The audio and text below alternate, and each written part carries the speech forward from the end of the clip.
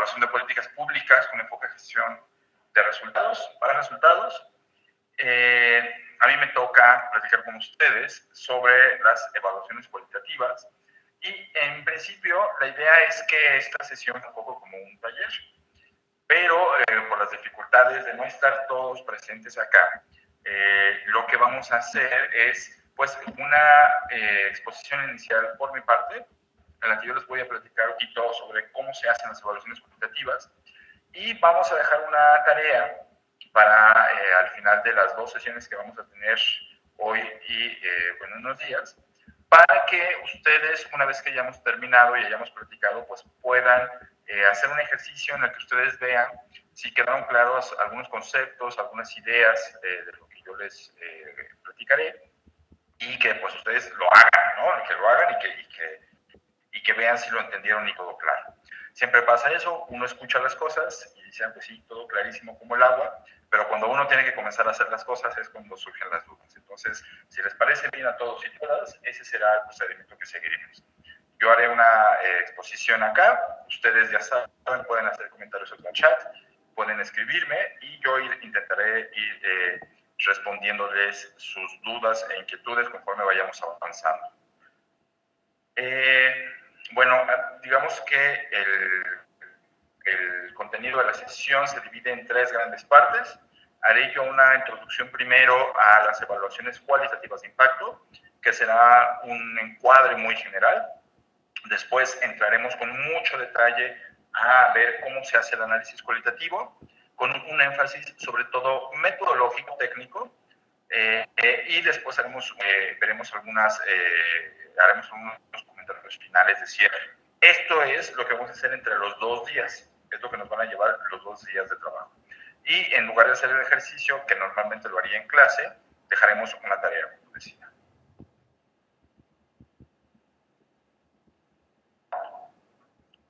¿Cuál es el objetivo de la sesión? ¿Cuáles son los 2 objetivos de la sesión?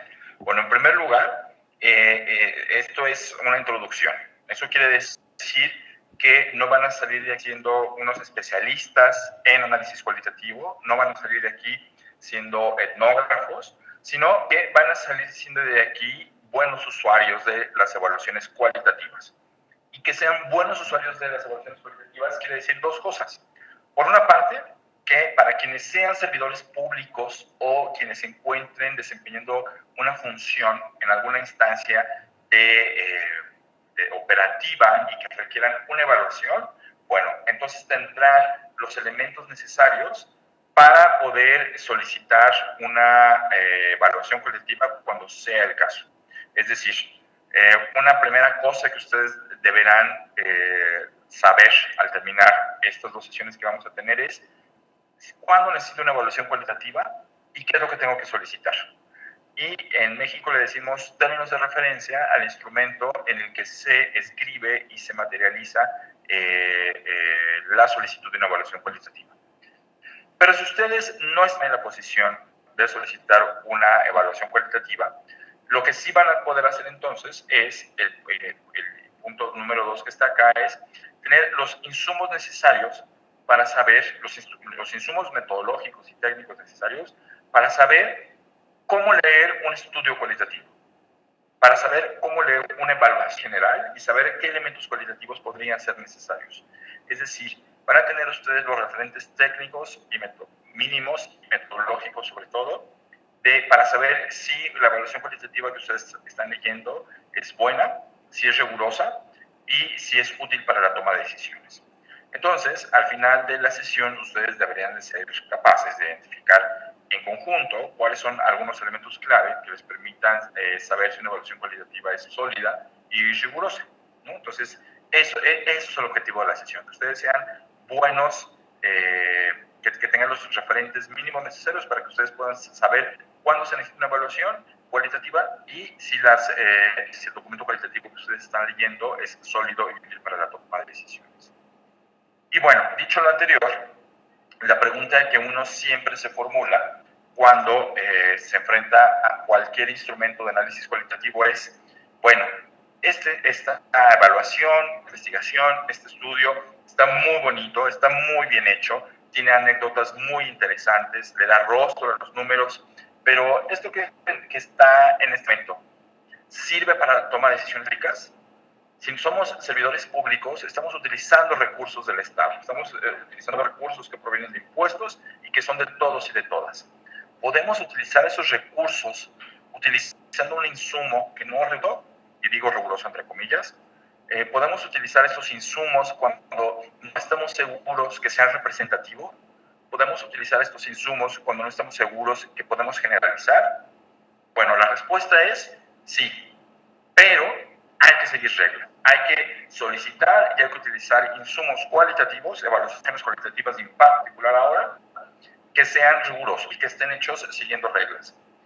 Ya lo vamos a platicar con más, se los voy a platicar con más detalle más adelante, pero lo común es que existe una gran diversidad de tipos de evaluaciones cualitativas y que siempre que nos enfrenta un estudio o una investigación o una evaluación cualitativa, que sea difícil usarla para tomar decisiones porque no se construyó siguiendo criterios técnicos y metodológicos sólidos. Entonces, la respuesta es, ¿podemos utilizar evaluaciones para la toma de decisiones públicas? Sí, pero hay que seguir reglas. Y aquí vamos a partir de de aclarar una idea que tiene que ver con estas reglas. Y es decir, que desde cierto punto de vista, uno puede sostener que no existen dos metodologías en la ciencia. No es que haya una metodología cuantitativa y una metodología cualitativa. Una metodología, la cuantitativa, es ciencia dura y la otra es ciencia blanda, que una es rigurosa y la otra es otra. Partimos de la idea de que la ciencia es una. Lo que existe es el método científico. Y hay dos aproximaciones que pueden utilizarse de acuerdo a la pregunta que nos estemos formulando de investigación o de evaluación y lo que queramos hacer. Entonces, si lo que queremos conocer son niveles, tendencias y determinantes, pues requerimos una evaluación cuantitativa. Si tenemos otro tipo de preguntas, que es lo que vamos a ver en esta sesión, requerimos una aproximación cualitativa. Es posible y esencial en la mayoría de las ocasiones que tengamos una aproximación mixta en la que consideremos los dos tipos de insumos para distintos momentos de una evaluación y de una investigación. Pero la idea inicial es, a ver, no vamos a partir de la idea de que las evaluaciones cualitativas no son rigurosas y que no son ciencia y que son blandas. Vamos a partir de la idea de que el método de la ciencia es uno y que tanto las evaluaciones cuantitativas como las cualitativas pueden ser sistemáticas y científicas y que cualquier aproximación, cualquiera de estas dos, parten de una misma lógica, y es la lógica de conocer algo más a partir de los datos que tenemos, es decir, de una lógica inferencial subyacente que es la misma para los dos.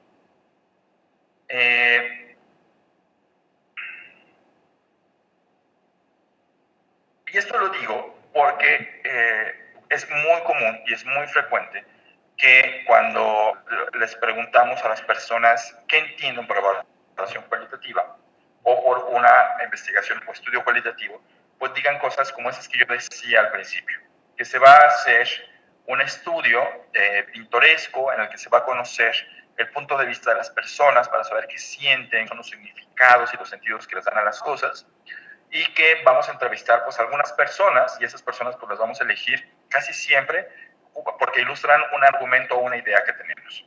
Entonces eso va a llevar a, pues, a que tengamos un conocimiento muy profundo de ciertas personas y de sus opiniones, sentidos y significados, pero que desafortunadamente se circunscriben solamente a ellas. Entonces, como no se puede hacer una generalización de una muestra de una población, pues entonces lamentablemente no podemos asumir que este conocimiento se generó es científico y es generalizable.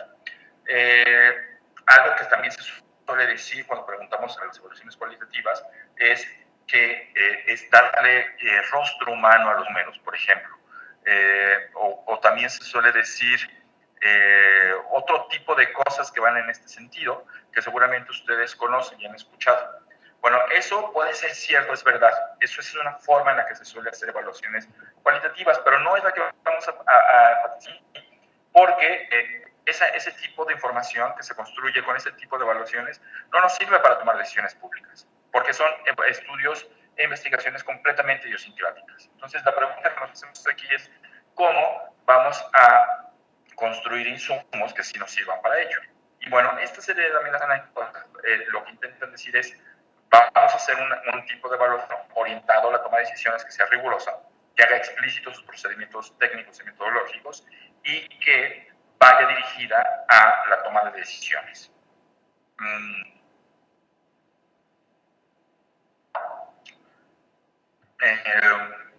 Y bueno, y eso en conjunto, hacia allá vamos, eso es lo que estamos buscando. Déjenme pensar qué más de introducción y de marco puedo decirles. Si ustedes tuvieran alguna pregunta en este primer sentido, pues este es el momento para marcar, para señalarla por el chat.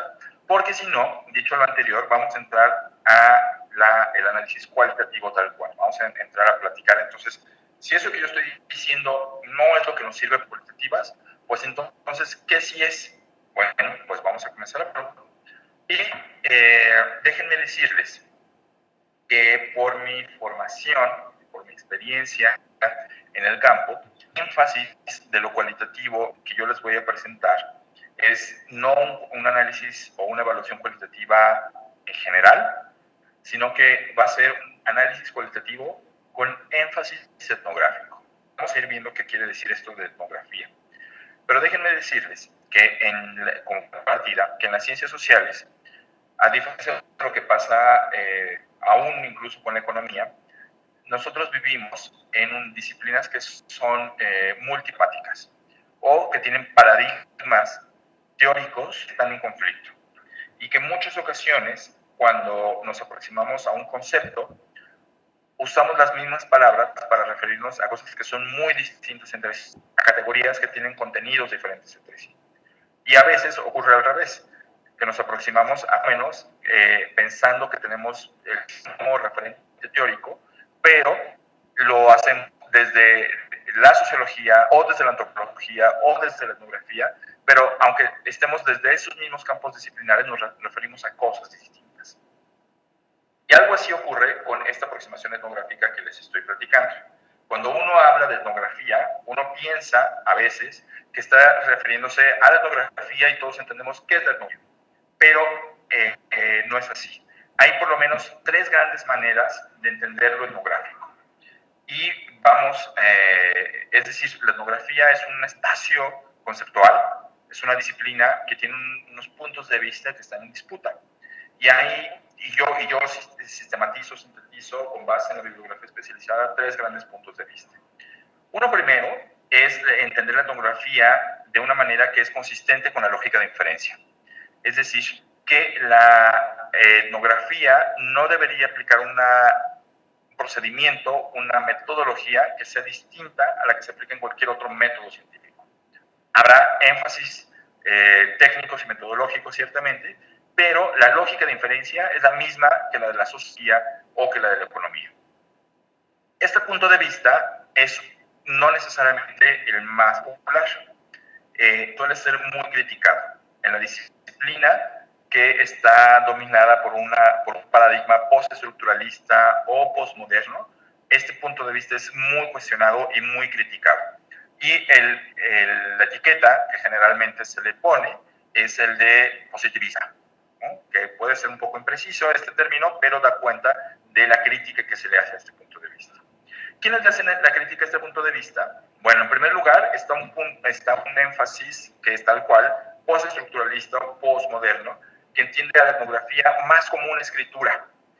Este punto de vista que han defendido autores como Marcus o como... olvidé el nombre del otro autor que escribe mucho con él. Lo olvidé, pero no importa. Gente como Marcus, lo que dicen es que esta visión metodológica del punto de vista, entre comillas, positivista, es solo una manera de hacer las cosas, que es solo un relato, es una narrativa científica propia de la modernidad y que se ha impuesto sobre otro tipo de relatos y de narraciones para conocer y entender el mundo, para conocer y entender la realidad. Entonces, punto de vista renuncia a su estatus de ciencia y dice que el tipo de etnografía que ellos van a hacer, y que esto debería ocurrir en otras disciplinas, no es apegado solo, ni principal, ni únicamente al punto de vista científico. y lo entienden más bien como una manera de escritura, de relato, en la que en el caso de la etnografía lo que se hace es pues, buscar, entender qué hacen las otras personas, cómo viven su realidad desde sus propias narrativas, desde sus propios puntos de vista. Se ubica en un extremo distinto al de esta visión positivista, porque dice, no, a ver, la visión positivista es una forma de hacer ciencia, no es la única manera de conocer la realidad, no es la principal, y sí tiene un fuerte contenido de control y hegemonía. Entonces nosotros vamos a hacer etnografía y nos vamos a aproximar a la realidad de una manera distinta. Entre estos dos puntos de vista hay uno intermedio, que es una visión de la etnografía como crítica o reflexiva, en la que se busca incorporar el punto de vista de la etnografía como escritura al punto de vista de la etnografía positivista, por decirlo de manera rápida y sencilla. Lo que dice este tercer punto de vista es, a ver, oigan, nosotros no queremos dejar de ser ciencia, queremos ubicarnos dentro de este paradigma, pero no queremos ser ingenuos ni queremos asumir una relación de poder espontánea o que no sea sin darnos cuenta con el conocimiento. Entonces, lo que vamos a hacer es decir, punto de partida, sí, hacemos etnografía, hacemos análisis cualitativo, nos ubicamos en el marco de la ciencia, pero vamos a incorporar la crítica que nos han hecho y vamos a hacer explícitos una serie de procedimientos y de emociones que tenemos que antes no los hacíamos para poder complejizar y problematizar nuestra relación con la realidad. Y este es el tercer punto de vista que existe. Nosotros, como ya se imaginarán, nos vamos a ubicar en una posición que es más cercana al punto de vista positivista o crítico. Es decir, nosotros queremos hacer ciencia, pero no vamos a hacer ciencia de manera ingenua. Vamos a hacer ciencia de una manera en que sirva para tomar decisiones de política pública, que sea rigurosa, que construya datos bien sólidos, con inferencias válidas, que tenga elementos de validez interna y elementos de validez externa, pero no lo vamos a hacer de una manera solamente ingenua, ¿no? Entonces, vamos a problematizar esto y nos vamos a ubicar en esta parte de arriba, que es donde está el triangulito, los colorcitos verdes, ¿no? Entonces, es muy importante que no pierdan de vista esto como punto de partida. Lo que vamos a decir es una manera de hacer etnografía, no es la única manera de hacer etnografía, hay otras maneras de aproximarse desde el punto de vista cualitativo a la construcción de conocimiento, y esta es una de ellas. La elegimos porque, no necesariamente porque sea la mejor, entre comillas, sino porque es la que es acorde con la el tipo de toma de decisión, el tipo de conocimiento que se necesita para una toma de decisiones de política pública. Esa es la razón por la que nos ubicamos ahí.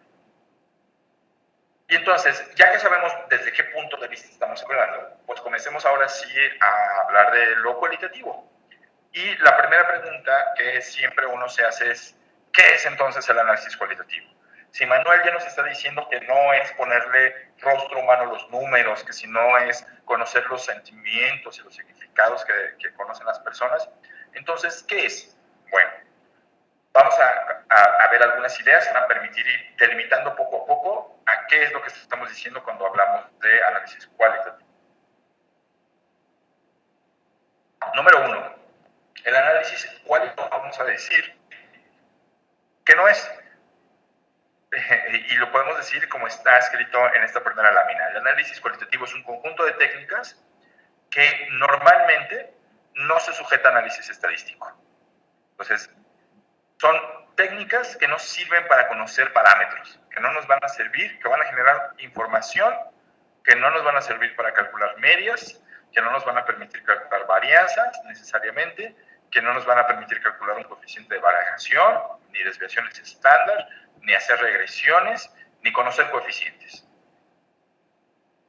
En segundo lugar, el análisis cualitativo va a hacer esa aproximación a la realidad que se basa principalmente en técnicas que podemos sintetizar en dos frases que a mí me resultan muy claritas y muy simpáticas y que son técnicas de observación directa en situaciones naturales entre comillas, y en entrevistas como conversaciones. Es decir, lo que nosotros queremos hacer es aproximarnos a situaciones no naturales, porque no existe nada natural en la sociedad, sino a situaciones cotidianas. Lo que nosotros queremos es saber, conocer, observar cómo funcionan ciertas unidades de análisis que nos interesan, una familia, una escuela, una clínica de salud, una empresa, cómo funciona en su vida cotidiana, en su día a día. Y nosotros queremos verlo de la manera más, entre comillas, natural posible. Y además, lo que queremos hacer es hablar con las personas que participan en esos espacios, pero no queremos hacerlo como de la manera en que se hace una encuesta. No queremos tener un cuestionario con preguntas preformuladas que nosotros tenemos que frasear y leer de la misma manera con todas las personas y en el mismo orden, sino que por el contrario, lo que nosotros estamos buscando es tener más bien entrevistas que se parezcan a conversaciones. Conversaciones que, como todos las hemos tenido, sean desordenadas, que vayan de un tema a otro y que se expresen siempre de acuerdo con las prioridades, con los intereses y con la manera de expresarse de la persona con quien estamos conversando. Es decir, lo que nosotros en esta idea que les estoy señalando es que lo que vamos a entender por análisis cualitativo es una aproximación en la que se busca, pues, más bien hacer como una suerte de aproximación a la realidad de acuerdo a cómo la viven las mismas personas en sus situaciones naturales y cómo ellos mismos la expresan sus prácticas cotidianas en esas situaciones naturales. Estas dos cosas que les acabo de decir, en muy buena medida, es lo que constituye el enfoque etnográfico. Es una aproximación que busca la observación directa en situaciones naturales y tener entrevistas como conversaciones. Y en ese sentido, en esta medida, lo que nosotros buscamos es tener acceso a la vida de un grupo. ¿Cuáles son esos grupos? Pues ya les ponía un ejemplo hace un momento. Familias, escuelas, centros de salud, microempresas, oficinas de gobierno, cualquier espacio donde haya personas viviendo y que haya grupos, eso es lo que queremos conocer. Y nos vamos a acercar haciendo observación directa y teniendo entrevistas como conversaciones, a fin de, en primer lugar, poder compartir su realidad, poder establecer una subjetividad compartida con ellos, es decir, compartir su realidad y establecer una subjetividad compartida con ellos, en buena medida quiere decir poder ponernos en los zapatos o ponernos en el lugar de esas otras personas, ser capaces de entender cómo hacen las cosas que hacen, por qué las hacen de esa manera y desde qué puntos de referencia las están haciendo. Y todo esto lo que está buscando es que nuestra evaluación se base en lo que llamamos familiaridad íntima. Es un acercamiento muy fuerte al punto de vista de estos grupos y de estas personas. Si nosotros hacemos esto bien, lo que nosotros vamos a garantizar es que tengamos datos de mucha calidad y muy confiables. ¿Por qué? Porque nosotros vamos a acercarnos a estas situaciones naturales, cotidianas, buscando construir confianza con nuestros interlocutores, buscando entender su punto de vista. Y a través de numerosas sesiones en las que vamos a platicar con ellos, vamos a estar con ellos, sesiones de trabajo que van a ser formales e informales, las primeras en las que vamos a decir, estamos haciendo una entrevista y queremos hacer estas preguntas, pero conforme vamos avanzando, vamos diluyendo este encuadre institucional y formal, vamos a ir construyendo esta relación de confianza que le llamamos rapport, y eso nos va a permitir que cada una de las afirmaciones que nosotros hagamos sobre esos grupos sean muy sólidas, porque vamos a conocer muy bien lo que estamos diciendo, vamos a entender muy bien el punto de vista de las otras personas y eso nos va a permitir hacer inferencias con mucha confianza en que lo que estamos diciendo es como es y no es de otra manera. Para lograrlo, un instrumento básico que vamos a revisar más adelante es la triangulación. La triangulación lo que va a hacer es permitirnos reformular en distintos momentos de las entrevistas con las mismas personas o con otras personas temas que nos interesa conocer a nosotros. De tal manera que lo que nos dice una persona se lo vamos a preguntar a otra y a otra y a otra y vamos a ir intentando encontrar que los distintos puntos de vista coinciden en una afirmación o que hay matices o que hay contradicciones. Entonces, cuando nosotros lleguemos a hacer una inferencia sobre cómo funciona un programa, cómo funciona una intervención en una unidad de análisis y de observación específica, pues nosotros vamos a tener mucha seguridad de que lo que estamos diciendo es lo que es y no es otra cosa. Entonces, la idea aquí es que vamos a, con el análisis cualitativo, garantizar que todas nuestras inferencias estén basadas en datos que son de mucha calidad y que son muy confiables. Todo esto en conjunto debería llevarnos, entonces, ahora sí, a hacer un análisis de procesos. Y vamos a entender, en este caso, a los procesos como esos mecanismos, esas acciones, esas interacciones que ligan causas con efectos. Y en este caso, que estamos enfocándonos en la evaluación de programas, lo que vamos a decir es que los efectos de un programa pueden expresarse estadísticamente en coeficientes de correlación, por ejemplo, o de regresión, o de pesos factoriales, y eso nos va a permitir conocer cuál es la variación neta entre un momento T0 y T1, y un T1 y un T2, y un T2 y un T3, con mucha certeza.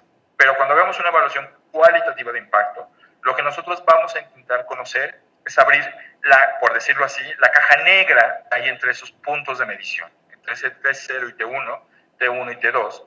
Y lo que nosotros vamos a conocer es algo que no nos puede dar el análisis cuantitativo. Es decir, cuáles son los procesos sociales generativos que en concreto, en actividades hechas por las personas, conducen a ligar causas con efectos. Eso que nosotros vemos en un coeficiente que nos da una evaluación cuantitativa y que nos dice que es el efecto neto de un programa, lo que nosotros queremos es saber exactamente cómo ocurre allá afuera en la realidad. ¿Qué es lo que hacen las personas que tienen que ver con una intervención en una unidad de análisis y una unidad de observación específicas que nos permite saber cómo ocurre ese cambio en este contexto? Entonces, una palabra clave que ustedes tienen que subrayar en sus notas y llevar a la vista a lo largo de esta clase es esta que aparece aquí en colores naranjitas: procesos sociales generativos. Es decir, lo que nosotros queremos es conocer la narración de una historia paso a paso de cómo un fenómeno social llega a ser de la manera en la que es. Cómo una empresa logra tener un incremento en un indicador que es de su interés por la intervención de un programa de política pública, por ejemplo.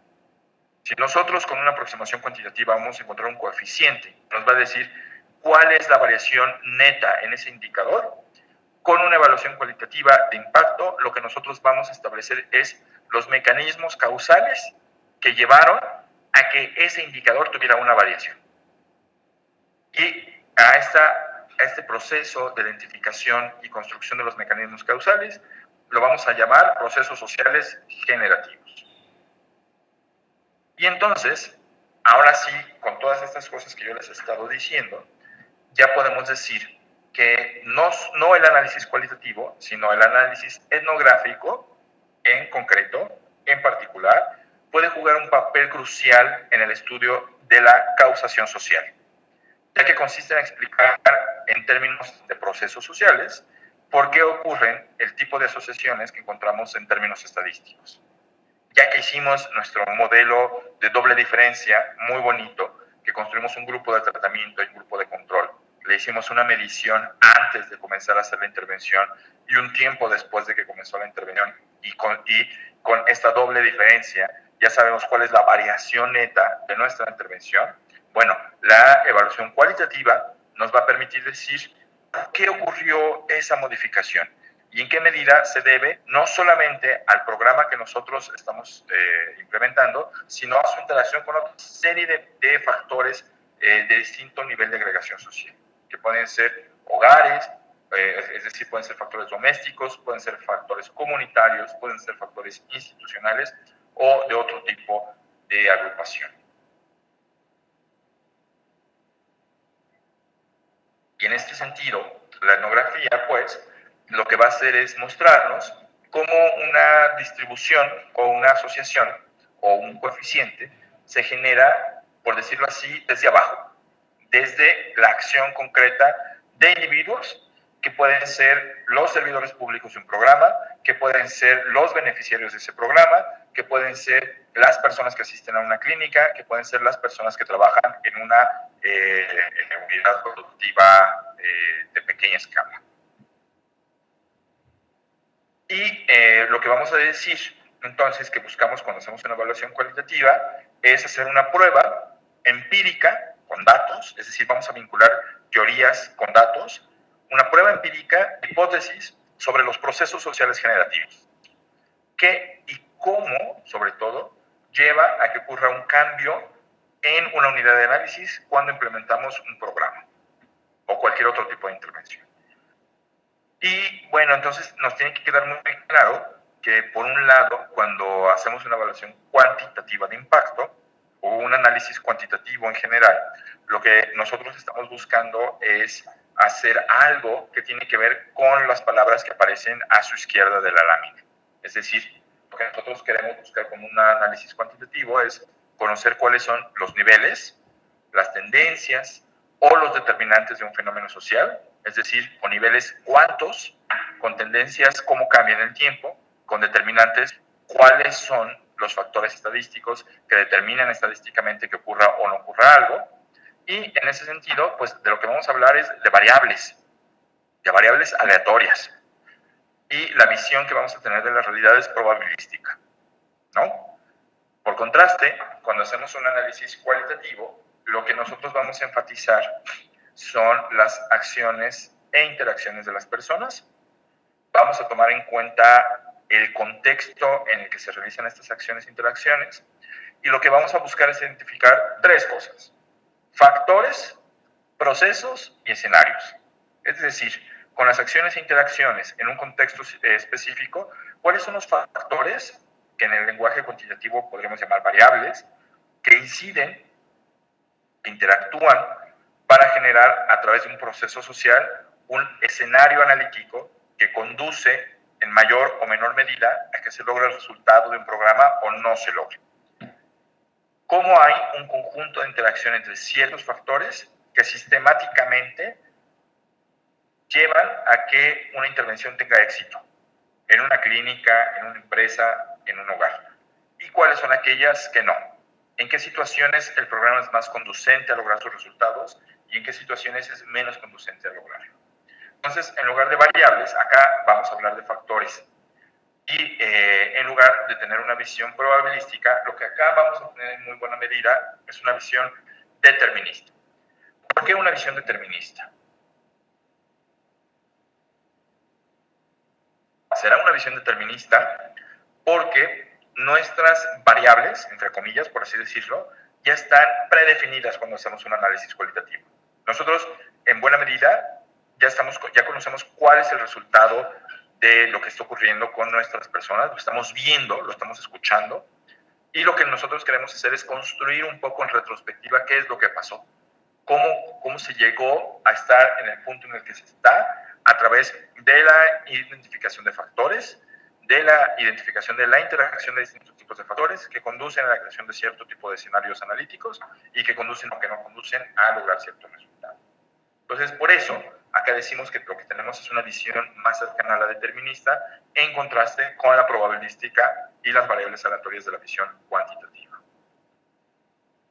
No pierdan de vista, por favor, que sin importar que ustedes tengan una aproximación cuantitativa o una visión cualitativa, siempre van a hacer una evaluación basados en 3 o 4 cosas. En primer lugar, fundamental, indispensable, la teoría. Lo que nosotros hacemos cuando hacemos una evaluación de impacto es vincular teoría con datos, categorías de análisis con lo que ocurre en la realidad, entre comillas, la realidad. Y para poder hacer esto, en primer lugar, lo que necesitamos es conocer bien la teoría. No podemos hacer evaluación de impacto si no conocemos muy bien cuál es la teoría de impacto detrás de un programa, cuál es la teoría de cambio detrás de un programa, y cuál es la teoría, digamos, más general que tiene que ver con el ámbito, con el dominio de observación que estamos realizando. Y además, y esto es un error muy común que cometemos todas las personas cuando comenzamos a hacer investigación o evaluaciones, tenemos que conocer lo que ya se ha hecho antes. Somos muy proclives a pensar que somos Robinson Crusoes, que vivimos en islas de conocimiento aislados y que nosotros somos la primera vez que se va a hacer una evaluación de este tipo o la primera vez que se va a hacer una evaluación o una evaluación o una investigación. Entonces, no tomamos en cuenta cuál es el conocimiento que se tiene acumulado sobre un tema que estamos evaluando que es de nuestro interés. Entonces, lo que tenemos que hacer es conocer muy bien cuáles son las investigaciones, los papers, las evaluaciones, las bases de datos y todo el conocimiento acumulado que se tiene sobre un tema. Y entonces, ahora sí, pasar al campo de observación, que es el momento de conexión de los datos. Y ahí es donde vamos a comenzar a hacer nuestra relación crítica entre las categorías teóricas y lo que nos da lo empírico. ¿Qué es lo que nos va a permitir articular la teoría con la experiencia, con nuestro campo de observación? Bueno, pues tres cosas, lo que ya decíamos acá, la observación directa de la realidad entre comillas, por supuesto, la experimentación y la medición. Pero algunos de ustedes me dirán, oye, pero ¿cómo vas a medir si estás haciendo análisis cualitativo? La etnografía no mide. Bueno, lo que nosotros respondemos a eso es que la medición no solamente es eso que ocurre con los números. La medición también ocurre con y a través de operaciones lógicas. Y ese es el tipo de operaciones de medición que realizamos cuando hacemos análisis cualitativo y etnográfico. Nosotros utilizamos las operaciones booleanas, del tipo de decir esto es esto y no es aquello, esto es más o menos que esto es distinto de aquello en estas características, por ejemplo, ¿no? Entonces, ese proceso es parte de un proceso de medición. Y hay dos grandes tipos de análisis cualitativos que podemos hacer y que tenemos que tener bien claro. En la lámina que ustedes están viendo hay una matriz, unos cuadritos. Yo supongo que en este momento de su diplomado ya todos identifican qué es ese cuadrito que está ahí, ¿cierto? Ese cuadrito que ustedes están viendo se llama matriz de marco lógico. Y como ustedes pueden ver, pues tiene 4 filas y 4 columnas, y en una de las filas estamos viendo un nivel de análisis distinto. Si comenzamos de arriba para abajo, comenzamos con actividades, seguimos con componentes, después tenemos un nivel de propósito y un nivel de fin. ¿Dónde se ubica la evaluación de impacto ahí?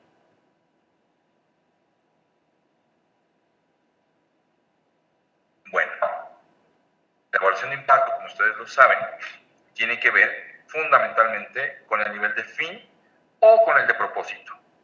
Y cuando hagamos evaluaciones cualitativas, es en ese nivel donde nos vamos a quedar. Si queremos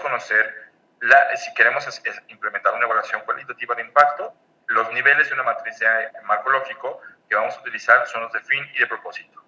Si lo que nosotros queremos es conocer cómo funcionan las actividades y componentes, tenemos un tipo de evaluación cualitativa que podemos utilizar y esa evaluación es la de procesos. Seguramente ustedes ya tuvieron esa clase en la que conocieron cómo se hace la evaluación de procesos. Pero lo que quiero resaltar aquí es que cuál es el nivel de la matriz de marco lógico en el que estamos trabajando. Y ese nivel es el de fin y propósito. Todas estas cosas que yo les he estado diciendo se centran acá arriba, a nivel de fin y nivel de propósito. ¿De acuerdo? Hay dos cosas que son importantes que ustedes recuerden, y es que las evaluaciones cualitativas pueden apoyar a los servidores públicos para, como les decía, entender los procesos sociales generativos que contribuyen a lograr el impacto de un programa, impacto y entendido en este contexto de nivel de fin de una matriz de marco lógico, así como a identificar factores clave que contribuyen o pueden obstaculizar al logro de los resultados de nuestra intervención. ¿No? Bueno, aquí digamos que todo esto que les he estado platicando en mis presentaciones, mis talleres normales de esta clase, marcan una pequeña pausa, más o menos esto que les he platicado hasta aquí me puede llevar alrededor de 1 hora. Entonces, después de esta hora, lo que nosotros hacemos es un ejercicio y formamos equipos y hacemos la dinámica que está puesta aquí en las láminas que ustedes tienen a continuación. Por la característica de a distancia que estamos teniendo en este diplomado, no me voy a detener a esta ocasión, sino que voy a continuar, pero digamos que aquí es un primer pequeño cierre de introducción. ¿Qué es lo que tenemos que tener claro entonces cuando llegamos a este punto? Bueno, ¿Qué es una evaluación cualitativa? ¿Cómo se distinguen las evaluaciones etnográficas de las cualitativas? Y tener una idea general de qué estamos entendiendo por cualitativo, qué lo hace distinto de lo cuantitativo y cómo vamos a comenzar a aproximarnos. Porque en lo que sigue ya vamos a comenzar a hablar de algo muy concreto o vamos a comenzar a bajar ese balón de la idea muy amplia de lo cualitativo a cómo se hace en concreto lo cualitativo. Y en esta lámina, la 37, está el caminito de lo que vamos a seguir. Vamos a comenzar a platicar sobre cómo se hace, cómo se construye una analítica. Vamos a precisar qué es la etnografía, vamos a señalar cuáles son las técnicas del análisis etnográfico, vamos a describir qué es el trabajo de campo, qué hacemos en el trabajo de campo para lograr la validez, la saturación de nuestros datos y triangularlos, y qué hacemos con esa información que vamos recopilando, que es construir un estudio de caso y cómo vamos a llegar a la prueba, a ese talón de Aquiles de las evaluaciones cuantitativas, que es la generalización. Y vamos a comenzar a hablar en términos ya no de la estadística, sino del cualitativo, ¿no? Entonces, esto que está aquí es el caminito que vamos a seguir a continuación. ¿Les parece bien? Comenzamos con la muestra analítica. Denme un segundito, por favor, para tomar algo.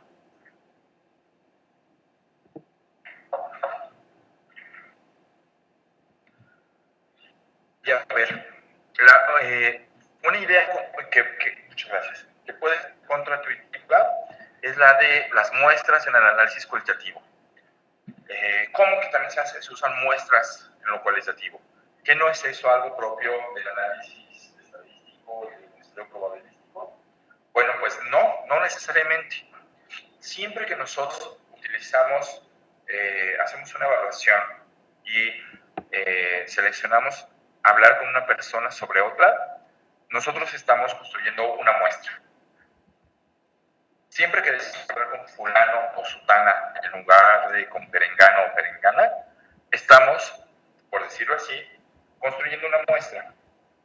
Si nosotros lo hacemos de manera espontánea o ingenua, seguramente la muestra que vamos a construir va a ser muy mala. Entonces, más vale que cuando hagamos un análisis cualitativo o una evaluación de cualquier tipo, hagamos explícitos los criterios con los que estamos construyendo nuestra muestra, porque de lo contrario vamos a decir cosas que no se pueden sustentar en los datos o que están basadas o que están sesgadas por diseño desde el comienzo. En lo cualitativo es muy común que el muestreo se haga por oportunidad o por juicio. Muchas de las personas que hacen análisis cualitativo a secas y que no han tomado este diplomado, lo que buscan es entrevistar a las personas que están más cerca de uno, con quienes es más fácil platicar, quienes le sonríen a uno y son muy platicadoras, o bien quienes están más cerca y nos exigen menos trabajo de búsqueda, quienes están en el lugar accesible y que no nos implican caminar o que no nos implican esperar. Bien. Si nosotros lo hacemos de esta manera, pues está padre, pero lo que nosotros estamos haciendo es generar un sesgo por selección. No estamos eligiendo a nuestros interlocutores, a las personas que van a formar parte de nuestra muestra, por criterios que sean relevantes teóricamente, sino por la oportunidad, por juicio o por conveniencia. Es muy frecuente también, en tercer lugar, que las personas ingenuas elijan sus casos porque confirman las ideas que ya tienen. Tienen una idea preconcebida que no es explícita y encuentran a alguien que confirma esa idea y pues con este voy a hablar. Y eso está bien, eso es en cierto tipo de estudios, porque lo que les interesa es estudiar un caso por ese caso. Eso no nos sirve a nosotros, porque nosotros queremos tomar decisiones de política pública. Hacia allá va orientado nuestro estudio y si lo hacemos de estas maneras que acabo de describir, por oportunidad, por juicio, porque confirman nuestras ideas, pues no nos permiten hacer inferencias que vayan más allá de estudios de caso. Entonces, nosotros vamos a criticar y no vamos a utilizar esta aproximación y lo que vamos a hacer es construir algo que nosotros llamamos muestra analítica. Y la muestra analítica, lo que va a hacer es formular de manera explícita una serie de relaciones teóricas entre conceptos de alcance medio que tienen que ver con nuestra intervención y que van a señalarnos cómo se relacionan de manera sistemática entre sí. Y con base en estas ideas, nosotros vamos a construir el perfil teórico de las personas con quienes tendríamos que platicar, de las personas a quienes tendríamos que entrevistar.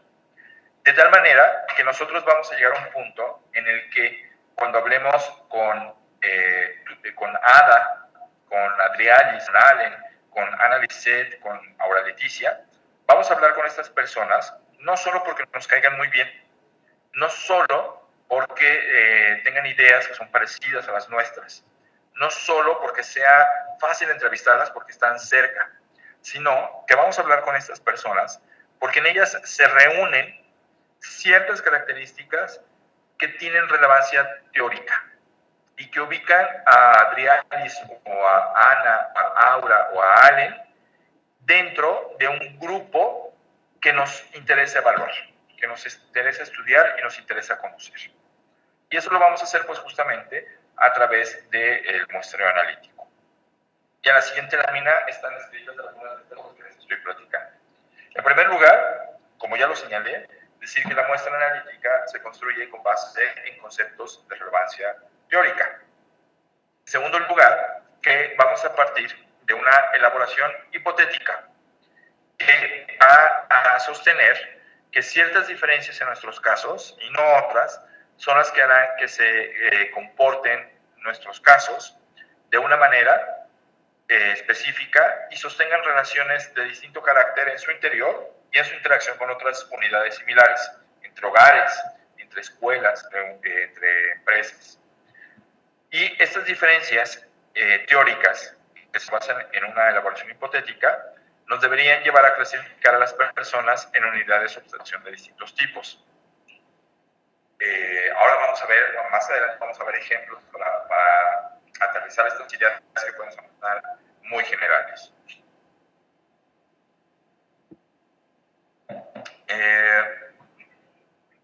Como ya lo había también comenzado a anunciar, bueno, el muestreo analítico se va a construir con base en la acumulación de conocimiento y en el campo específico que nos interesa evaluar. Es decir, no vamos a construir la matriz con base en nuestras buenas ideas o con base en lo que nosotros creamos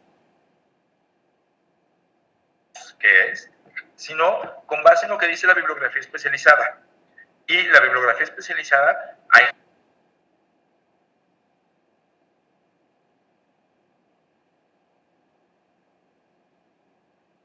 que entender lo que nos interesa a nosotros.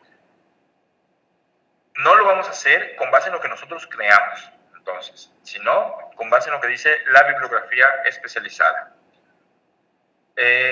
Y no hay que perder de vista que cuando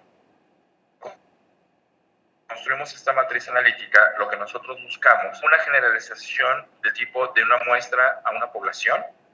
No buscamos una representatividad estadística, no buscamos un nivel de confianza con ciertos márgenes específicos que nos lleven a que el tamaño de nuestra relevante. Aquí se aplica esta idea de que el tamaño no importa. Aquí no nos importa qué tan grande sea la muestra.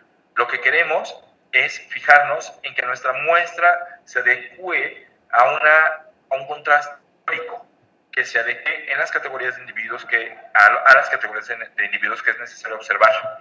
No queremos una muestra que sea grande y que esté seleccionada de manera aleatoria, sino una muestra en la que nos permita ver contrastes entre unidades de análisis que la bibliografía, la teoría dice distintas, y que esta distinción que está en la bibliografía especializada, lleve a que nuestra intervención, que nuestro programa, tenga resultados diferenciados. El número de casos, en todo caso, va a ser importante solamente en la medida en que se relaciona con un concepto que vamos a ver más adelante que se llama saturación. O sea, nosotros vamos a necesitar hacer más estudios de caso, hablar con más personas, realizar más grupos de enfoque, realizar más observación directa y participante, solo si no hemos alcanzado el punto de saturación, pero no por un tema de generalización.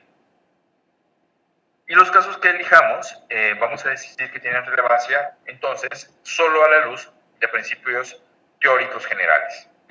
Por ello, la importancia teórica la tenemos que utilizar para justificar la selección de nuestros casos. La importancia teórica.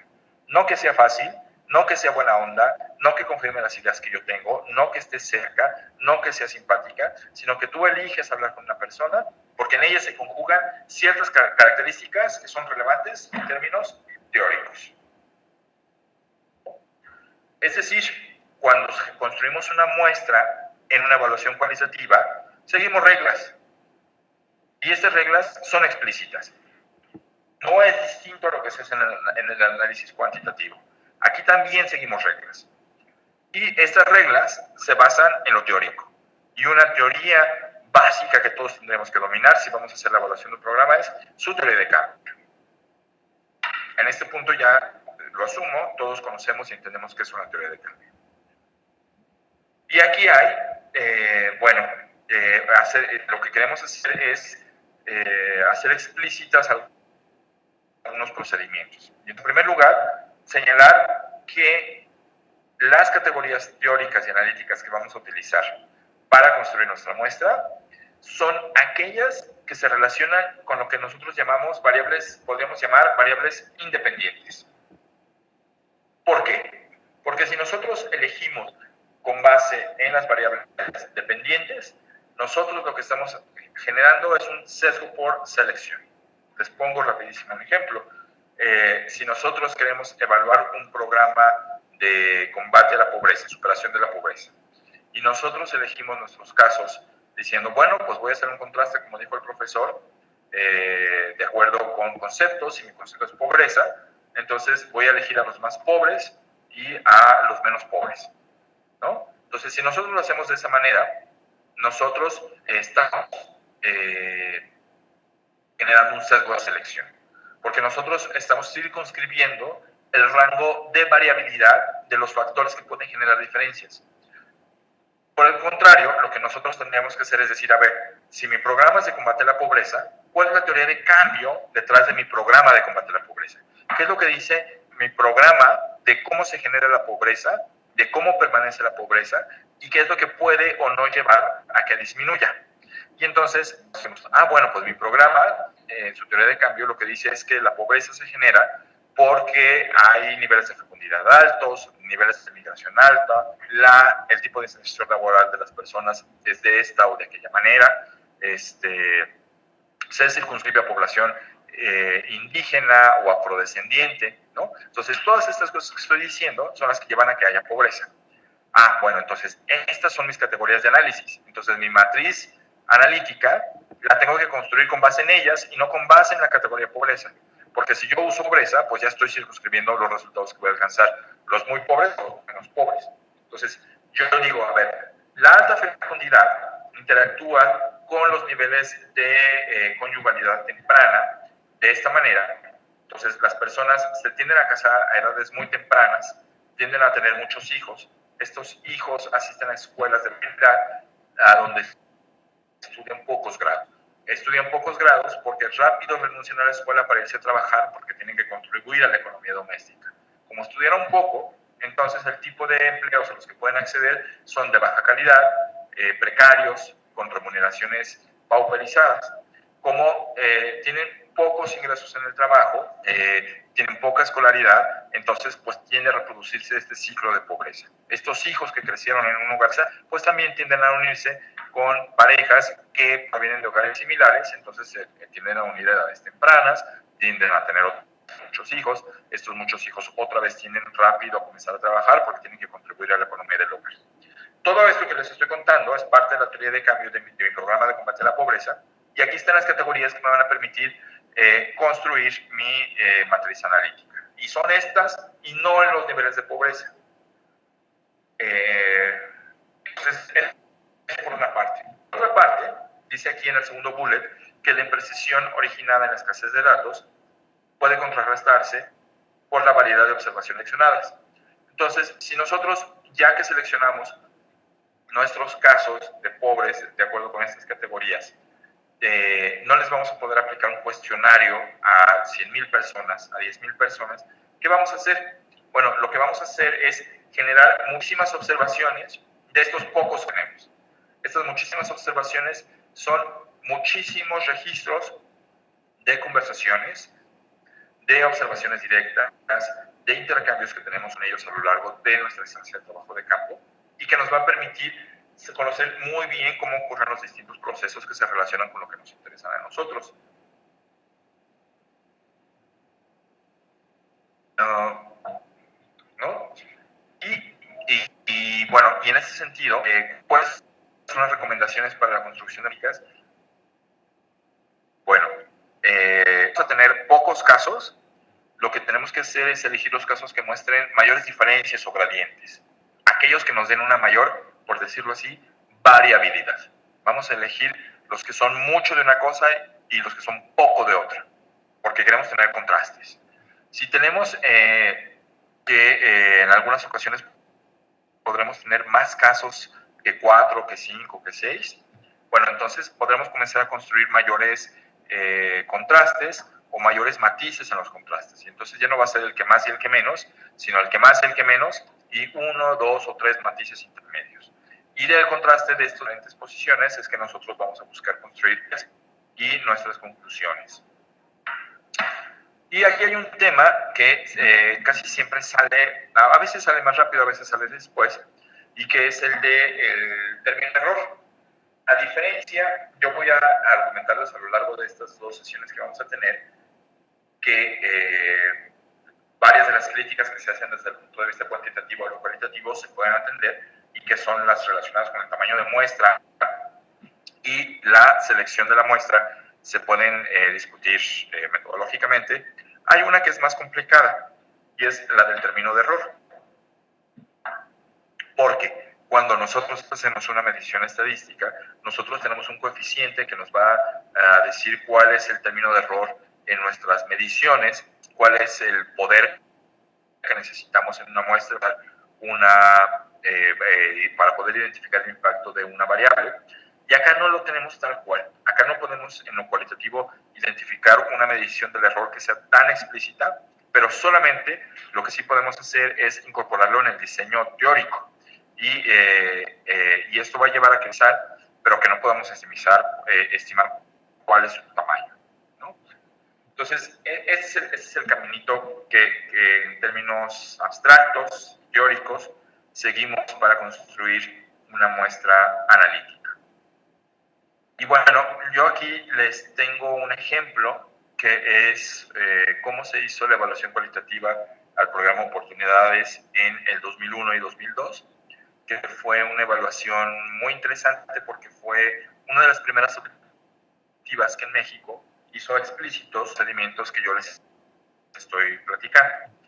Tal vez sería buena idea que yo le voy a compartir aquí a los compañeros de CLIR y de CIDE el vínculo a donde están estas evaluaciones, para que ustedes, si así lo desean, puedan ver el detalle y ver cómo se construyeron.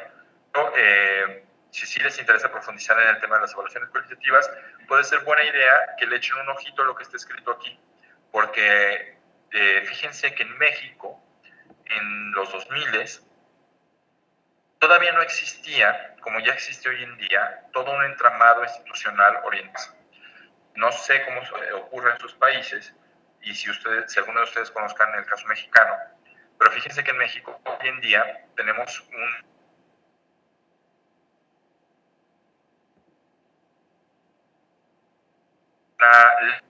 y que esta evaluación obligatoria debe cumplir con ciertas características.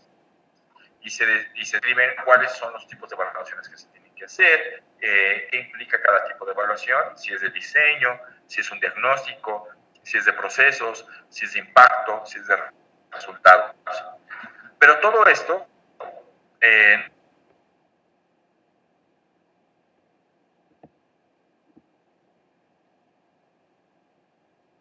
no existe este diseño institucional en muy buena medida. Es el programa que hoy se llama PERA y que antes se llamó Progresa y que después se llamó Oportunidades. Este programa fue creado en 1997 en la administración del presidente Ernesto Zedillo. Este programa, como parte de su diseño, de su creación, contempló hacerle evaluaciones de impacto, algo que nunca se había hecho en México. Sí había programas que se habían evaluado, algunos de ellos se habían evaluado con impacto.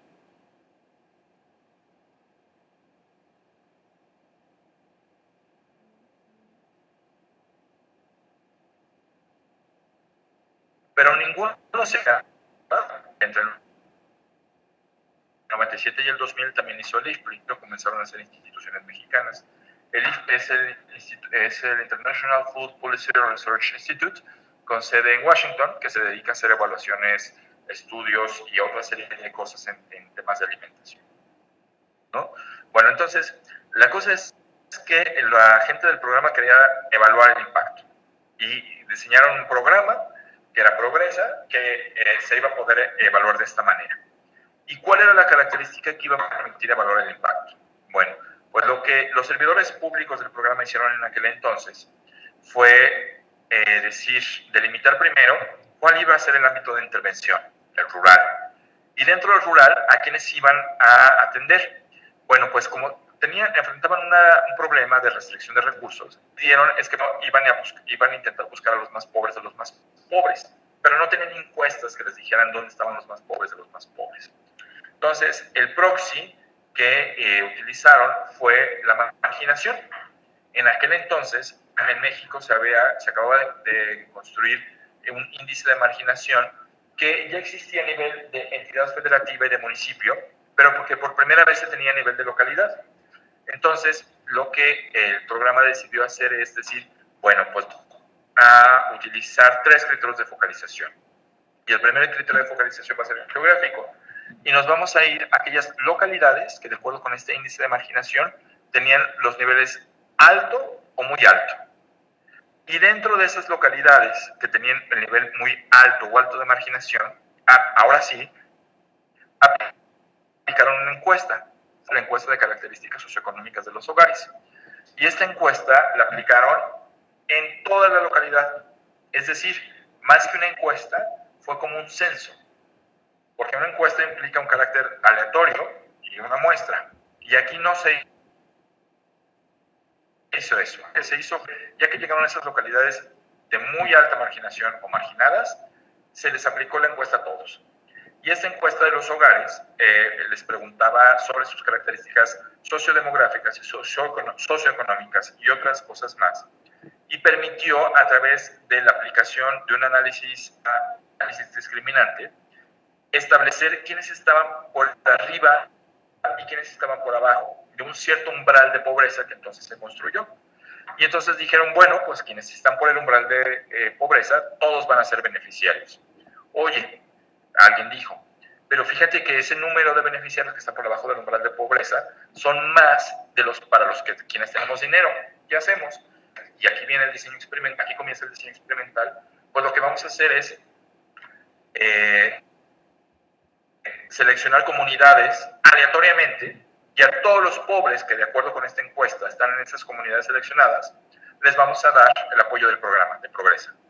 Y a quienes son pobres, que ya sabemos que son pobres porque ya les aplicamos la encuesta, y que no están dentro de las comunidades seleccionadas aleatoriamente, pero después, un tiempo después, que en este caso fue entre 1 año y medio y 3 años.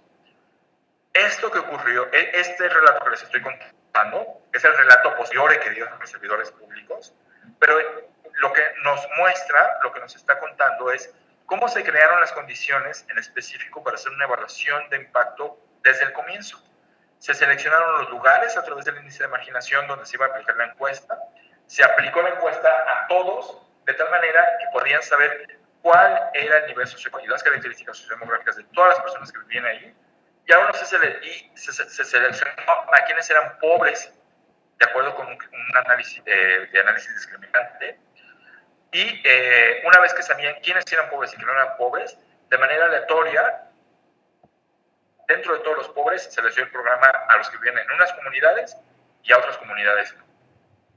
De esta manera, ¿qué fue lo que pasó? Si ustedes ya están muy finos en su análisis de impacto, pues ya habrán identificado que lo que pasó es que se crearon dos grupos, uno de tratamiento y uno de comparación, iguales entre sí, salvo unos iban a recibir el programa y otros no lo iban a recibir. Y además, lo que se construyó fueron los cimientos para hacer una medición de impacto por doble diferencia. Porque si ya teníamos una primera diferencia, que eran los grupos de tratamiento y los de control, lo que hicieron fue hacer una medición basal. Antes de que comenzaran a recibir el tratamiento, tenemos información de todas las personas, de todos los pobres que vivían en esas comunidades que iban a recibir eventualmente el apoyo. Y después se comenzó a hacer evaluaciones con encuestas periódicas cada tanto tiempo, 3, 6 meses, un año y medio, 2 años, de todas las personas que fueron entrevistadas al principio. De tal manera que se tenía una medición de grupo de tratamiento, grupo de control, con medición antes y después de la intervención. Y esto, que a algunas ocasiones le llaman un diseño de evaluación de doble diferencia, fue lo que permitió construir el cimiento metodológico de evaluación cuantitativa y cualitativa de Progresa entre el 97 y el 2000.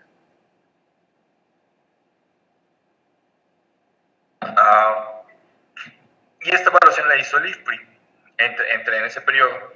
Pero a partir del 2000 y en los años subsiguientes, el programa comenzó a crecer. Ya no le fue tan bien en los resultados de esta, no le fue tan bien, le fue bien en los resultados de esta evaluación, pero en el contexto de un cambio de administración de presidente que hubo en México, que fue un cambio de administración muy difícil, porque fue la primera ocasión en más de 70 años que no ganaba la titularidad del Ejecutivo. Fue la primera vez en más de 70 años que el titular del Ejecutivo no pertenecía al mismo partido político en el gobierno. Entonces, ¿cómo que un programa priista lo iban a seguir implementando los nuevos administradores recién llegados que pertenecían al Partido de Acción Nacional? Bueno, en buena medida esto se debió a que esta evaluación de impacto que se hizo en aquel entonces mostró que tenía resultados, mostró que lograba un efecto. Y se creció el programa, pasó ya no solamente de localidades rurales, sino también a operar a localidades semiurbanas, urbanas y grandes zonas metropolitanas. Pero este crecimiento se hizo de manera escalonada. Primero se atendió a las localidades semiurbanas. Y en las localidades se intentó reproducir en la medida de lo posible, por las características idiosincráticas propias de las localidades semiurbanas, el ejemplo de diseño de evaluación que se hizo en lo rural. Entonces pasó. En el caso ya concreto de esta lámina que están ustedes viendo, que es la evaluación cualitativa de 2001-2002, es que se seleccionaron los hogares que iban a recibir el apoyo del programa en el 2001. Sin embargo, no fue posible para la evaluación cualitativa hacer una medición de una estancia de trabajo de campo antes de que comenzaran a recibir el apoyo. En primer lugar, porque aquí se comenzaron a hacer la selección de los beneficiarios bajo demanda. Ya no fue solamente una encuesta que se hacía a todas las personas que estaban en las localidades rurales, sino que se avisaba que se estaban siguiendo los procedimientos para tener el programa y se les decía a las personas, quienes crean que cumplen con los requisitos para ser beneficiarios del programa, pues que vengan a estos módulos que van a estar instalados en tales lugares, en tales fechas, para que se les haga una encuesta y ver si van a ser beneficiarios o no. Todo este y otra serie de cambios que se hizo en el programa, que no voy a mencionar ahora, pero que están en el documento que les voy a facilitar en un vínculo, llevaron a que no se pudiera hacer una estancia de trabajo de campo propiamente antes que comenzara el programa. Entonces, lo que se hizo fue que en 2001 se fue a visitar a las familias beneficiarias que ya habían sido seleccionadas como tal, pero que todavía no comenzaban a recibir el apoyo, pero que estaban... Esta idea, cuando se fue a campo, tuvo algunas dificultades porque cuando a los pueblos, a las rancherías y a las comunidades, nos dimos cuenta pues, que algunos de ellos ya lo habían recibido, algunos de ellos 1, 2 veces. Entonces, lo que se hizo fue comenzar a trabajar sobre todo con aquellas familias que todavía no lo recibían, pero estaban a punto de recibirlo, o que lo habían recibido 1 o 2 veces, ¿no? Y se hizo una primera estancia de trabajo de campo. Se construyó una suerte de línea basal.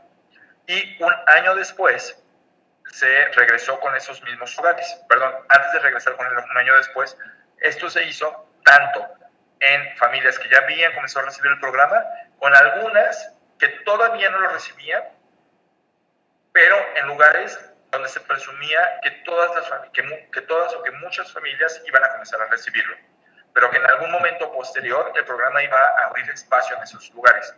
Es decir, fuimos a una comunidad A, donde ya había ocurrido todo el proceso que se acabó de describir, y fuimos a una comunidad B, donde ese proceso no había ocurrido, pero iba a ocurrir muy pronto. No sabíamos cuándo, pero en algún momento iba a ocurrir. Entonces, sabíamos que ahí había hogares pobres y que iban a ser beneficiarios del programa. Y los investigadores tenían que ir a encontrarlos. Tenían que ir a los lugares donde había familias pobres, entrevistarlas y verificar que las características que nosotros estábamos pensando que deberían tener, las tenían o no, y entonces, si sí las tenían, pues entrevistarlos. Este fue un procedimiento largo, con muchas dificultades, porque no es lo mismo partir de una lista administrativa donde ya te dicen, mira, estos ya van a ser beneficiarios, que partir de aquí podrían estar, pero no sabemos exactamente quiénes somos. Entonces, con muchas dificultades, pero basados en la expertise de los investigadores que fueron, se buscaron estos otros hogares que darían pie a conformar un grupo de control. Se entrevistaron en 2001, se regresó en 2002 a hablar con esos mismos hogares y entonces se buscó establecer cuáles eran los cambios que habían ocurrido entre la primera y la segunda medición.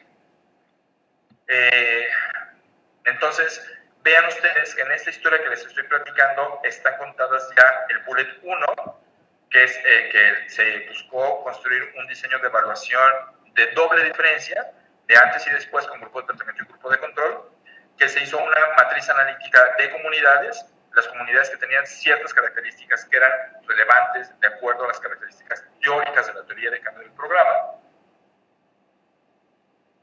y que fue allá donde se fue, que se utilizó una suerte de marco muestral, que fue el universo de localidades de la evaluación cuantitativa, porque al mismo tiempo que estábamos haciendo nosotros la evaluación cualitativa, se hizo una evaluación cuantitativa que llevó al Instituto Nacional de Salud Pública. Entonces, el Instituto Nacional de Salud Pública no solamente tenía los registros administrativos, sino que le hizo un muestreo, hizo un levantamiento por muestreo.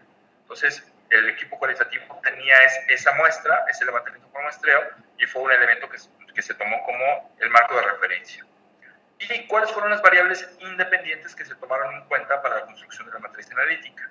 Bueno, pues fueron al menos 5, y son estas que están señaladas aquí.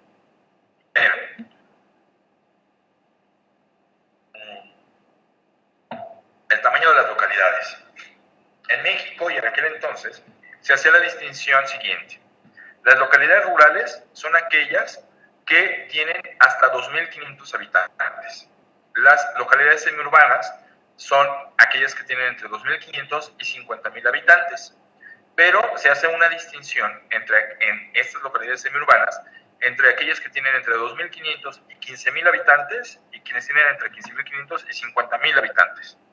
Porque las localidades entre 2.500 y 15.000, aunque ya son muy grandes, con mucha frecuencia siguen teniendo características que son propias de ámbitos rurales, ¿no? Son más parecidas a lo rural que a lo urbano.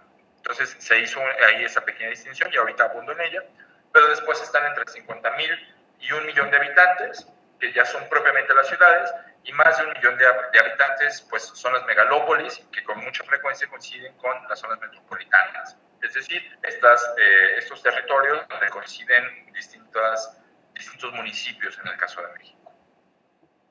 Entonces, una primera variable pendiente fue decir, oigan, algo que va a provocar diferencias en el efecto del programa va a ser si las localidades son semiurbanas, pero más bien pequeñas, porque eso va a implicar que su estructura productiva va a ser más bien rural, que las que están más cerca de 50.000 habitantes, porque esas entonces sí van a estar más cerca de una estructura productiva urbana. Segunda categoría, segundo grupo de factores independientes que se utilizó fueron sociodemográficos y se tomaron los demográficos básicos, fecundidad, mortalidad y migración. Ya saben ustedes que estos 3 elementos son los que forman propiamente el análisis demográfico y que en un primer punto se utilizó como referencia a aquellos hogares con mayores desventajas, que eran los que tenían niveles de fecundidad altos, niveles de mortalidad altos y altos niveles de migración, y que estas tres características son características propias de la pobreza en México. Además, se sostuvo que una característica sociodemográfica importante que teníamos que incluir era la pertenencia a la población indígena o no, porque la organización propia de los pueblos indígenas, el tipo de comunidades y lugares donde viven y otros rasgos más, podrían llevar a que el programa tuviera un efecto de un tipo o de otro naturaleza. Entonces también se distinguió entre esto. Y finalmente se hizo explícita las distintas actividades predominantes, aquellas que eran más rural, pero rurales de cierto tipo, por ejemplo, más orientadas a la subsistencia, que aquellas más orientadas al comercio, aquellos que en el caso de México estaban más cercanas a ser ejidos, que es una forma de organización tradicional de lo rural, que aquellas que estaban más orientadas hacia lo rural, pero de industrialización, orientados hacia la comercialización, y otras maneras de organizarse. Y con estas 5 características, pues se construyó la matriz analítica. El objetivo de todo esto era lo que está en el último bullet. Los objetivos eran 2. Establecer si las comunidades y sus hogares cambiaban debido a factores distintos al programa, Progresa. Y 2, si el programa tenía mayor o menor efecto en ciertos tipos de localidades y ciertos tipos de hogares que se basaban en las categorías que les acabo de platicar. Y con base en eso se construyó una muestra analítica. Se fueron a visitar en aquel entonces, si mal no recuerdo, 9 unidades territoriales que iban desde el norte del país, en Baja California, en un lugar que se llama Sausal, que era un sitio propio de jornaleros agrícolas, hasta lugares de presencia rural, exclusivamente rural e indígena, pasando por otras zonas que eran más bien de características rancheras, donde no había indígenas, y la gente se dedicaba a actividades en torno a la ganadería, hacia otros lugares que también eran rurales y que eran muy agrícolas y de subsistencia, pueblos muy pequeños donde las actividades eran de servicios, etcétera, etcétera. Y con base en ese sistema de evaluación, pues se siguieron haciendo evaluaciones los siguientes años. En 2001 se hizo la línea basal de lo semiurbano, en 2002 se hizo el seguimiento a lo semiurbano, en 2003 se hizo una visita a zonas metropolitanas, en 2004 se hizo una visita rural y así sucesivamente. De ese conjunto de evaluaciones que se hicieron en el programa Progresa, que entonces ya se llamaba Oportunidades, en buena medida lo que se logró identificar fue que había ciertos factores y ciertos elementos analíticos que se repetían de manera sistemática, que la bibliografía especializada señalaba como importantes y que algunos de ellos pues ya se podía confirmar por las distintas rondas de evaluación que se había realizado, pues que se verificaban que en efecto sí eran importantes y que sí tenían relevancia para el contexto de este programa y del contexto mexicano, ¿no? Entonces, de manera pues muy sintética, la sistematización que se hizo fue decir que cualquier evaluación cualitativa que se hiciera a programas de hogares tendría que considerar al menos 5 grandes tipos de factores que sistemáticamente pues explicaban sus resultados. Y el primero de ellos era el nivel de vida de la población. Un segundo era las características sociodemográficas clave, es decir, su composición, el tipo de jefatura, la etapa del ciclo doméstico y otros. Otras características sociodemográficas como la fecundidad, la mortalidad de inmigración y distinciones categoriales básicas, o aquellas que van entre sexo y género, por ejemplo, y entre ser indígena y no indígena. Además de la relación con los programas sociales, que se expresa entre ser beneficiario o no ser beneficiario, pero también como en el tipo de beneficiario que se es y el tiempo de exposición que se tiene a los programas. Y eso fue el resultado de esa evaluación que se hizo, ¿no? de esas varias evaluaciones que se hicieron en aquel entonces. Encontraron una cosa de este estilo. Ahora, déjenme decirles que yo soy consciente que hasta este punto yo no les he hecho explícito cómo se hace una muestra analítica. Les he estado contando qué se ha hecho, qué se hace, cómo se hace, pero no lo hemos visto en concreto. Y eso es un poco deliberado, porque lo que yo hago cuando doy este taller, pues es llegar a este punto, preguntar, hay dudas, y a veces sí me lo dicen, pero es muy frecuente que no me digan, que no me pregunten, entonces, ¿cómo se hace en concreto una analítica? ¿No? Entonces, una pregunta, lo que yo les digo es, bueno, pues ahora vamos a hacer una. Y les pongo este ejercicio que ustedes están viendo aquí al frente, ¿no? Les pido, a ver, bueno, formen grupos, ya los formamos, y vamos a jugar a que ustedes son grupos de evaluadores y que alguien los contrate y tienen que evaluar esta cosa y tienen que construir una muestra analítica. Este podría ser un ejercicio que podría dejarles de tarea. Esa podría ser la tarea del curso. Y tal vez lo sea, pero lo que quiero antes de establecer eso es pues que veamos la respuesta. Aquí nos podemos llevar en la versión presencial de este curso, este es el ejercicio que lleva más tiempo, porque cuando nos ponemos a arrastrar el lápiz o el mouse y a hablar de cómo podrían hacer esto que les estoy platicando para esta evaluación que les propongo, para otra que a ustedes les interese, pues se dan cuenta que no queda tan claro qué es la evaluación cualitativa, se dan cuenta que no queda tan claro qué es una muestra analítica y cuáles son los elementos con los que se construyen, ¿no? Pero entonces, pues, como no podemos hacer ese ejercicio, pues vamos a platicar la evaluación, la construcción de la muestra analítica de esta evaluación y su respuesta, ¿no? Entonces, vean en esta lámina, la anterior, perdón, que vamos a jugar a que vamos a evaluar un programa. Y este programa es un programa de becas para estudiantes de bachillerato, del nivel de educación media superior. Y en este programa de becas, lo que se busca pues, es que los chicos y las chicas no deserten, que se inscriban a la media superior, que no deserten y que la terminen.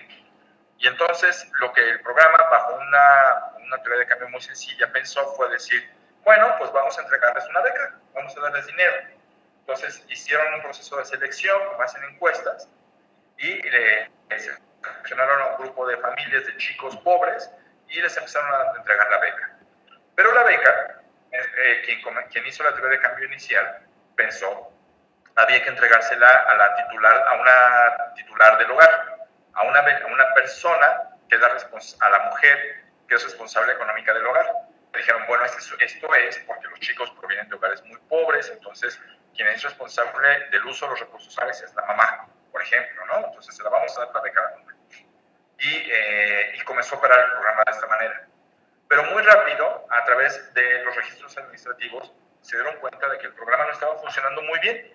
Lograba ciertos resultados, no se habían logrado los impactos que se estaban buscando en el nivel que querían, y comenzaron a pensar qué era lo que estaba funcionando mal o qué cambios operativos le podían hacer al programa que lo mejoraran. Y uno de esos cambios que decidieron probar, que pensaron que podrían funcionar y que decidieron probar dijeron, bueno, los chicos de media superior, de nivel bachillerato, en general, pues son adolescentes. Y cuando uno es adolescente, uno cada vez busca mayor independencia del hogar. Y no solo del hogar, sino de los papás en particular, ¿no? Entonces, ¿qué tal si en lugar de darle la beca a la mamá, se la damos a los hijos? Directamente a los chavos. Se lo das directamente al niño, al adolescente, a él o la adolescente, y vemos cómo funciona. Entonces, lo que se hizo fue un pequeño estudio piloto en el que se seleccionaban de manera aleatoria escuelas en municipios, y a todos los de las escuelas que estaban en esos municipios les cambiaban la entrega. En lugar de dárselo a la mamá, le daban la beca al chavo. Y luego se hizo una medición, seleccionada también aleatoriamente, de escuelas y municipios en las que se seguían entregando el modelo tradicional. Y se buscó hacer una evaluación cuantitativa y una cualitativa en estos dos lugares. Y estos son algunos de los elementos metodológicos que están acá adelante, en los siguientes bullets, ¿no? Esto quiere decir que vamos a tener un grupo de tratamiento en el que están al revés aquí, pero en el grupo de tratamiento la entrega de la beca se le va a dar directamente al joven, que va a ser la innovación, y un grupo de control que va a ser la entrega que siempre se hace, que se le da a la mamá. Y en el caso de la evaluación cualitativa, pues bueno, decimos, ok, aceptamos hacer esta evaluación, pero ¿qué información tienes? Porque de acuerdo con la bibliografía especializada, estos son los factores que tienen que ver con el logro escolar en ese nivel, ¿no? Y nos dicen los del programa, bueno, pues eso está padre, pero nuestras bases de datos y registros administrativos no tenemos todas. Las que tenemos son las que están aquí. Y esta es la información que ustedes tienen que utilizar para construir su matriz analítica. ¿Cuáles son? Número 1, tipo de jefatura. Podemos decirte si el jefe del hogar es hombre o es mujer. Número 2, podemos decirte si el chico, el becario, vive o no vive con sus papás y reside en el mismo hogar que ellos. También podemos decirte la posición genealógica. Es decir, cuál es el lugar del becario en el número de hermanos de sus papás. Porque sepan ustedes que no es lo mismo ser un hijo primogénito que ser un hijo ultimogénito. La posición en la genealogía de la familia es muy importante para el logro escolar. Lo que sabemos es que típicamente los primogénitos, los niños que nacen primero, tienden a ser los desaventajados, tienden a ser los primeros que abandonan la escuela, pues porque con frecuencia, si son hombres y viven en contexto rural, por ejemplo, tienen que renunciar para comenzar a ayudar en la milpa. Si son mujeres, tienen que renunciar a la escuela para comenzar a ayudar en las labores domésticas y de cuidados. Pero cuando y estos son los primeros hijos que suelen migrar, por ejemplo, son los primeros que se suelen unir. Pero cuando se es ultimogénito, por ejemplo, ya no se está expuesto a este tipo de responsabilidades, porque el hogar ya está en un momento más avanzado del ciclo doméstico, hay más brazos, hay más recursos acumulados, y ellos ya no tienen que renunciar a la escuela para comenzar a trabajar o ayudar en los cuidados. Por el contrario, se ven muchas veces beneficiados de los mismos hermanos mayores que ya renunciaron. Entonces, la posición genealógica puede ser importante, y tenemos ese dato. Tenemos el sexo del becario, si es hombre o es mujer, tenemos su etnicidad, si pertenece o no a una población indígena, y tenemos la distancia, además, que es muy importante, al banco donde se les entrega la beca. Y esto es la información que nos dan en el programa para construir nuestra matriz analítica. ¿Y cuál es la pregunta que nos piden que respondamos? Pues esta que les pongo aquí. ¿Cuáles son los procesos sociales claves que generan el efecto de la intervención? ¿Cómo se relacionan entre sí y cuáles son las hipótesis a evaluar? Bueno, esto que les pongo aquí es el ejercicio que yo les pido a mis alumnos en la modalidad presencial que respondamos. Entonces, lo que les voy a proponer es que nos detengamos en este momento, que hasta aquí lleguemos en la plática del día de hoy. Y que ustedes, en la medida de lo posible, sin ver las respuestas o las soluciones que están adelante, vean cómo estas variables que yo les pongo aquí podrían servirles a ustedes en una matriz analítica. Si ustedes quieren, yo sé que va a ser un poco inevitable, si a ustedes les está interesando lo que les estoy contando, pues vean las láminas que siguen, porque en las láminas que siguen está una manera de hacer las cosas. Y mañana comenzamos, en la siguiente sesión, comenzamos platicando cuál fue la solución por la que yo opté para responder este ejercicio que les estoy dejando acá, ¿no? Estoy viendo que tengo aquí una pregunta de Johnny Jiménez. Saludos, Johnny. ¿Qué te parece si me guardas tu pregunta para el inicio de la próxima sesión y platicamos un poquito sobre lo que tú nos dices? Johnny dice, no, la acabo de ver, no sé a propósito de quién nos la puso, pero dice que ello implica ser una herramienta de categorización de individuos, sobre todo cuando la población es amplia y muy diversa. Y sí, ya verás, porque la respuesta a esto que tú nos estás poniendo aquí es algo que vamos a ver con la respuesta del ejercicio que está acá, ¿no?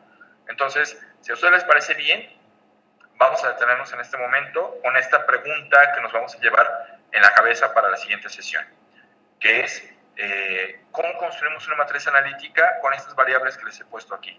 Jefatura, residencia con los padres, posición genealógica, sexo del becario, pertenencia a población indígena y distancia al banco que entrega la beca. ¿Cómo le hacemos para construir una matriz analítica con estas variables? ¿Va?